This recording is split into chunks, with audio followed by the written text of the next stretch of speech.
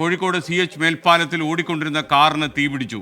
ടൗണിൽ നിന്ന് ബീച്ച് ഭാഗത്തേക്ക് പോകുകയായിരുന്ന കാറിനാണ് തീപിടിച്ചത്. പുക ഉയരുന്നത് കണ്ട് യാത്രക്കാർ ഇറങ്ങി ഓടി.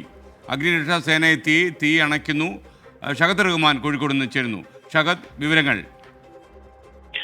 അല്പസമയം മുൻപാണ് കോഴിക്കോട് CH മേൽപ്പാലത്തിൽ ഇത്തരത്തിൽ ഓടിക്കൊണ്ടിരുന്ന കാറിന് തീപിടിച്ചിട്ടുണ്ടായിരുന്നത്.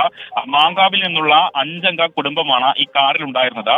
ഈ കാറിന്റെ മുൻവശത്തു നിന്നും പുക ഉയരുന്നത് കണ്ട ഉടൻ തന്നെ ഇതിലുള്ള യാത്രക്കാർ ഇറങ്ങി ഓടുകയായിരുന്നു. അതുകൊണ്ട് വലിയ രീതിയിലുള്ള അപകടങ്ങൾ ഉണ്ടായിട്ടില്ല എന്നുള്ളതാണ് നിലവിൽ ലഭ്യമാകുന്ന വിവരം.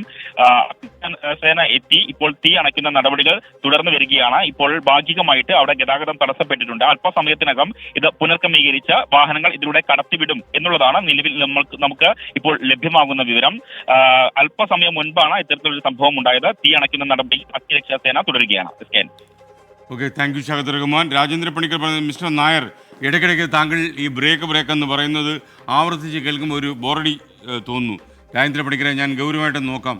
ഈ ഇടവേളയ്ക്ക് ശേഷം മറ്റെന്താ നമുക്ക് പറയാൻ കഴിയുക എന്നുള്ളത്? ലോകത്തെവിടെയായാലും ഏത് സമയത്തും 24 വാർത്തകളും ഓഗ്മെന്റഡ് റിയാലിറ്റി പാക്കേജുകളും എക്സ്പ്ലെയിനറുകളും വിശദമായി കാണാൻ ഞങ്ങളുടെ യൂട്യൂബ് ചാനൽ നിങ്ങൾക്ക് സബ്സ്ക്രൈബ് ചെയ്യാം.